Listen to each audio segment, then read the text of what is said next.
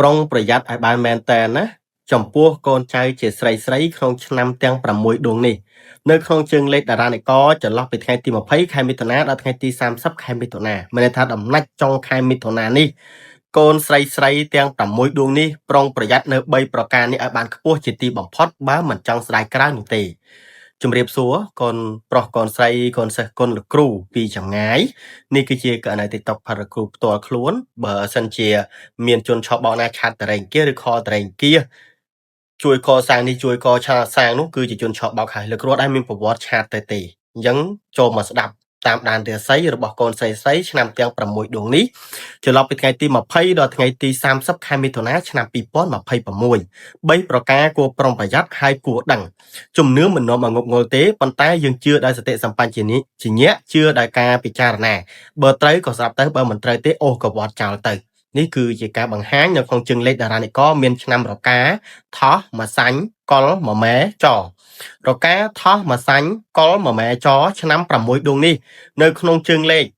បរោះគ្រោះតិចអត់រាប់បញ្ចូលទេរាប់ចូលទៅស្ត្រីស្ថិតក្នុងគ្រោះទាំង3នេះជាកំហុកតែម្ដងដូច្នោះแชร์ទុកស្ដាប់ប្រសិនបើរវល់ធ្វើការបរោះអត់រាប់ចូលជាគ្រោះយើងរាប់សន្មតចូលតែជាស្ត្រីចន្លោះថ្ងៃទី20ដល់ថ្ងៃ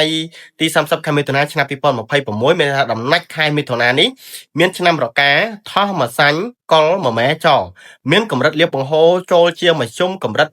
74% ចូលជាមធ្យមណាប៉ុន្តែកម្រិតលៀបនេះហូរចូលមិនរលូនទេតេតក់ប៉ុន្តែសូមប្រុងប្រយ័ត្នមុននឹងចាយវាយឬក៏មុននឹងឲ្យគេខ្ចីប្រការទី1គួរប្រុងប្រយ័ត្នចំពោះកូនស្រីគឺពាក្យសម្ដីនេះគឺស្ថិតក្នុងគ្រោះ 89% ដែលបង្កឲ្យតែជាខាតលៀបអន្តរាយទ្រព្យបង្កទៅជាបាច់បាក់មនុស្សជាទីស្រឡាញ់ឆ្លោះជាមួយប្តីប្រពន្ធម្ដាយឪពុកមិត្តភក្តិម្នាក់ខ្លាឬឲ្យខាតការងារបាត់បង់កន្លែងការងារក៏ដោយសារតែពាក្យសម្ដីនឹងឯងគ្រោះពាក្យសម្ដីនេះខ្ពស់ហើយស្ថិតក្នុងបញ្ជីពណ៌ខ្មៅប៉ុន្តែពាក្យសម្ដីនេះក៏បង្កមកពីអ្នកដតីដូចគ្នាផងដែរភេទស្រីកូនស្រីនៅកន្លែងការងារប្រយ័ត្នភេទស្រី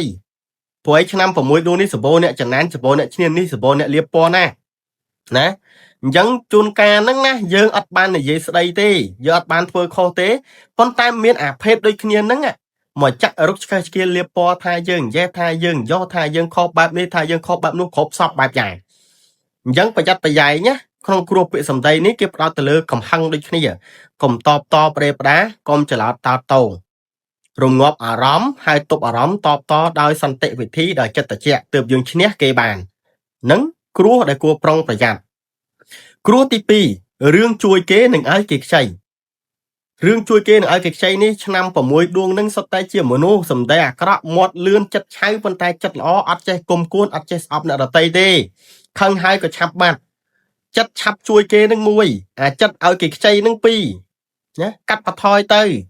ពីព្រោះអីវាច្រើនតែនាំគ្រោះមកកាន់ខ្លួនឯងវិញណាជួនកាលក៏ធ្វើផ្លែអាងឹតបបៀតបៀនផងដោយសារតែអាណិតគេហ្នឹងមិនហាមខត់ទេមិនឲ្យជួយចោះតែជួយតិចតួចតាមសមត្ថភាពកុំលើសសមត្ថភាពពេកព្រោះឆ្នាំ6ដួងនឹងសុចិត្តរត់ទៅពឹងពាក់អ្នកដទៃដើម្បីមកជួយមនុស្សស្គាល់ហ្នឹងអញ្ចឹងប្រយ័ត្នប្រយែងពីហ្នឹងណាតើឲ្យគេខ្ចីហើយចប់ហើយបើជួយតិចតួចជួយទៅតែឲ្យគេខ្ចីអំបិលហើយ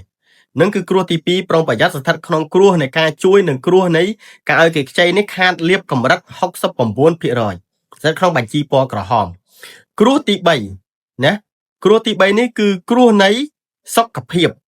មួយរយៈនេះឆ្នាំ6ដួងនឹងច្បាស់ណាស់បើស្ត្រីឈឺពីចុងដង្ហើមហូល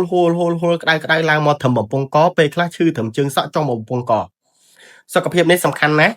កូនប្រុសកូនស្រីចូលប្រុងប្រយ័ត្នហើយផ្លូវចិត្តក៏សំខាន់ដែរគួរប្រុងប្រយ័ត្នគ្រោះទាំង3ហ្នឹងណាធ្វើឲ្យយើងខាតទ្រព្យខាតលៀបត្រឹមតែមួយប្រព្រឹត្តផ្នែកទេអញ្ចឹងប្រុងប្រយ័ត្ននៅ3ចំណុច3ប្រការហ្នឹងចន្លោះពីថ្ងៃទី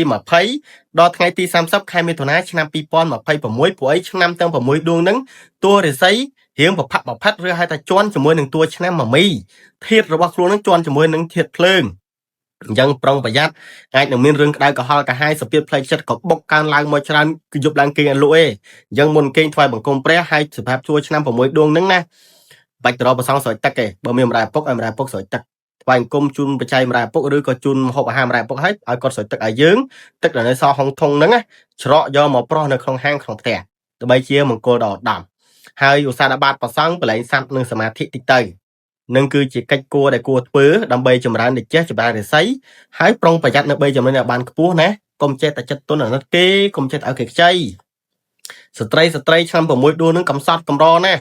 តរំតាមានជោគជ័យដូចថ្ងៃនេះណាក្រាបលូនវាខំស្មៅគេសឹងតែគេជន់លិចដល់បាត់ដីយោអញ្ចឹងបានងើបហើបតិចតួចហើយប្រយ័ត្នប្រយែងកុំខ្ជះខ្ជាយកុំចេះតែសន្តោសបណៃគេពេកកាត់បន្ថយទៅណាពេលខ្លះអាមាត់យើងនឹងហាទៅវាត្រូវតែអាអ្នកដតីគេថាយើងមើលងាយគេក៏មានអាមាត់យើងនឹងចង់ជួយគេទេគេថាយើងនឹងចង់ជន់គេក៏មានតែអារឿងល្អដែលយើងធ្វើគេមើលមិនសូវឃើញទេណាអញ្ចឹងឆ្នាំ6ដួងនឹងប្រាប់ហើយប្រាប់ទៀត3ប្រការនឹងប្រយ័ត្នប្រយែងប្រយ័ត្នប្រយែងបានខ្ពស់ព្រោះអីរឿងរ៉ាវវាកើតពី3ប្រការនឹងបានគ្រប់ពេលវេលាចន្លោះថ្ងៃទី20ដល់ថ្ងៃទី30ខែមិថុនាឆ្នាំ2026ជាចុងក្រោយជម្រាបលាជូនពរឆ្នាំ6ដួងស្ត្រីទាំងឡាយនេះមានឆ្នាំរកាថោះមួយសាញ់កុលមួយម៉ែចឲ្យបានរួចចាក់ពីទុករួចចាក់ពីភ័យផុតពីគ្រោះចង្រៃជួបសំណាងល្អដល់រាបតរៀងទៅជាចុងក្រោយសូមជម្រាបលា